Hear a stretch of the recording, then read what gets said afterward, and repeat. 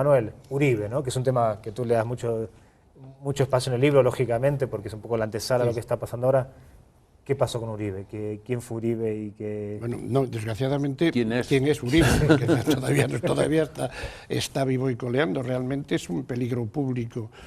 Es decir, la última etapa de Uribe ha sido una etapa de agravamiento progresivo de la situación en la zona.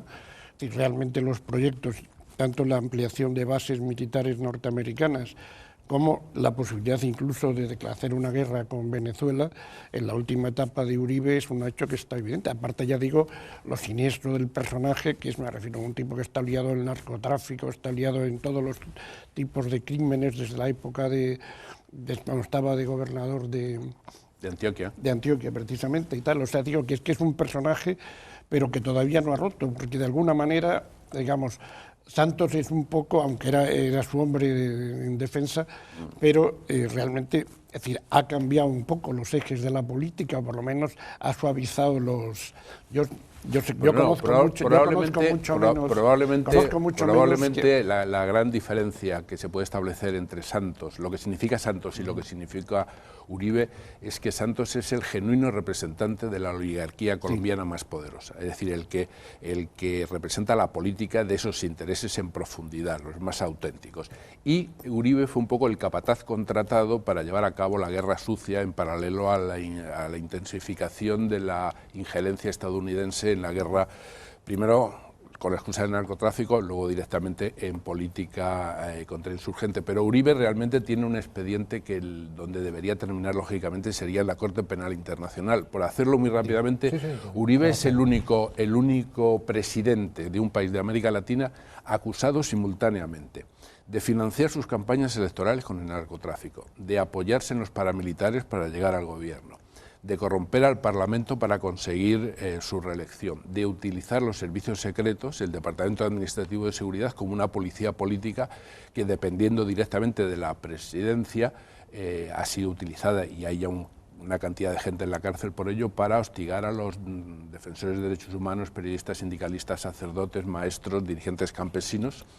Pero además está acusado de traición a la patria por haber pasado por encima del Congreso, al ser un tratado internacional, y entregar las bases militares a Estados Unidos sin esa aprobación parlamentaria. Está vinculado en origen a la formación de grupos paramilitares.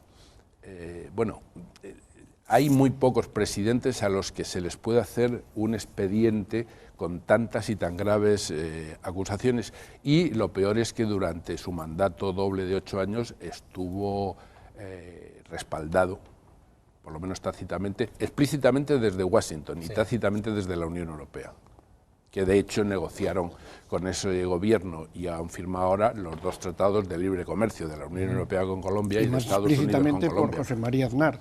Claro, dentro de la Unión Europea, el hombre clave del apoyo a Uribe fue Aznar. Aquí en España.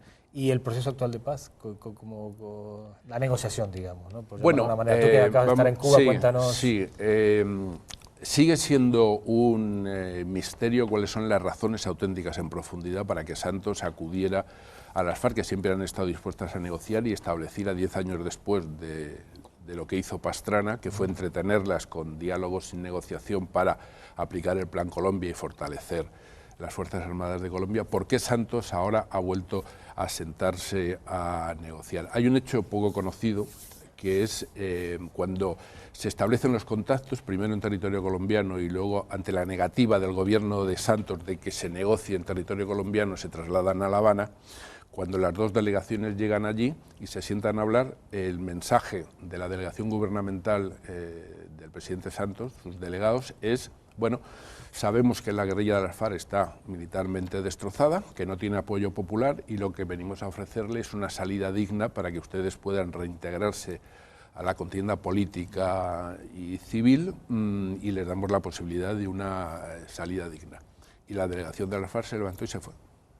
Tuvieron que ir a buscarlos prácticamente al aeropuerto y volver a empezar desde otros presupuestos. Por eso tardaron 6 meses en La Habana en llegar a un acuerdo de una agenda para negociar.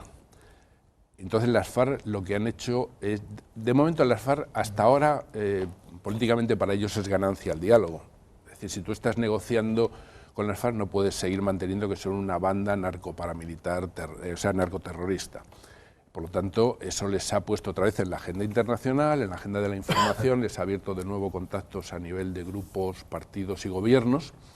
Y, en segundo lugar, las FARC llegan a la mesa de negociación con un discurso, yo creo que es muy inteligente, que es, si nosotros hubiéramos ganado la guerra no estaríamos negociando. En una mesa de negociación no venimos a hacer la revolución, venimos a pedir la democratización del país, a resolver los dos problemas históricos que son la exclusión política y económica. Es decir, que el país esté económicamente en manos de unos pocos, es el país más desigual de América Latina, que es la región más desigual del mundo, y en segundo lugar la exclusión política, de que solo el bipartidismo liberal conservador haya podido tener acceso al juego político, y cada vez que desde las fuerzas sociales se han organizado iniciativas de participación democrática, la respuesta ha sido el terrorismo de Estado.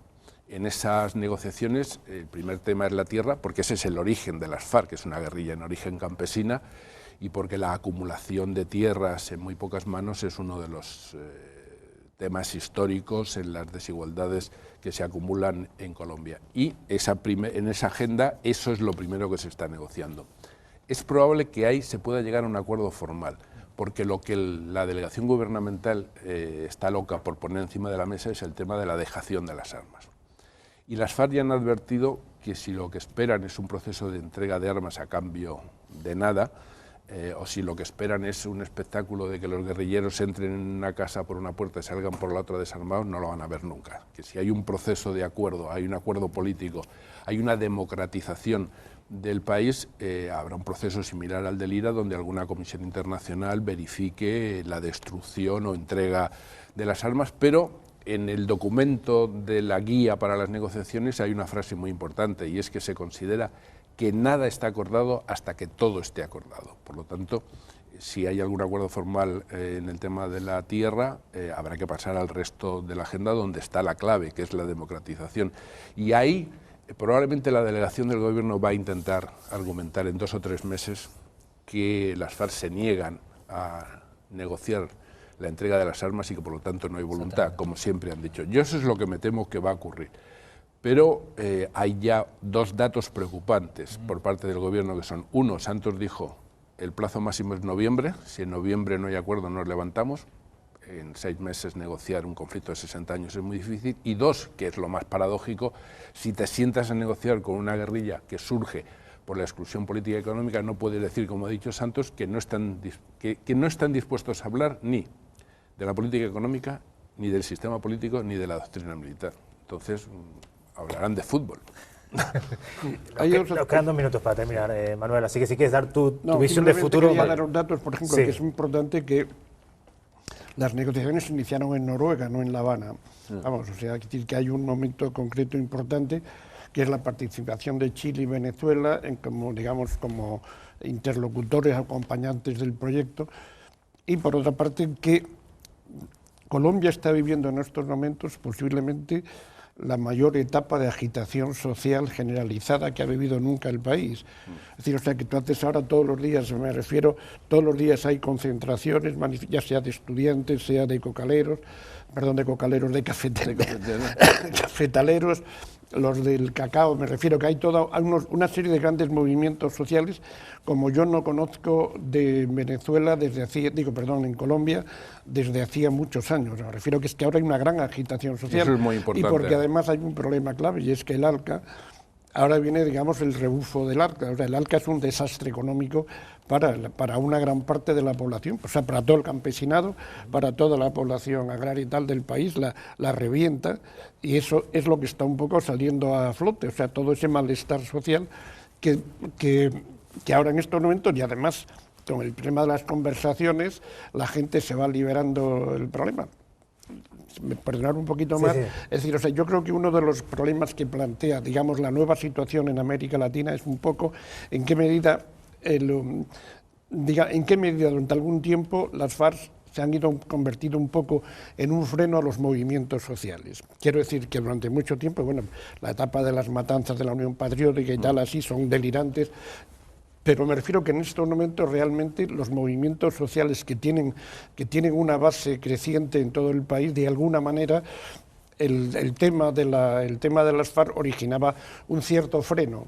Es decir, en la medida que la gente se pueda liberar. Se está configurando un nuevo escenario en Colombia. En este sentido se está creando un escenario de participación social masivo y que es ese movimiento el que a mí me parece que en estos momentos apasionante, aparte que me parece estupendo que se negocie y se llegue a arreglos, parece ser haya o no un acuerdo, esa movilización social ha cambiado el escenario. Porque además ahora hay movilizaciones, pero generales ahora, pero para principios de abril hay convocadas ya una serie de concentraciones y manifestaciones muy fuertes en Colombia. O sea, creo que es un tema, y también creo que hay otro esquema continental que funciona, que es la tendencia a la patria grande, que hasta el Papa ha dicho que lo de la patria grande y tal, no, pero que no lo digo, no es una broma. No, el proceso de integración es... Que la integración es real, o sea, que estás asistiendo a un fenómeno de formación, de una visión de...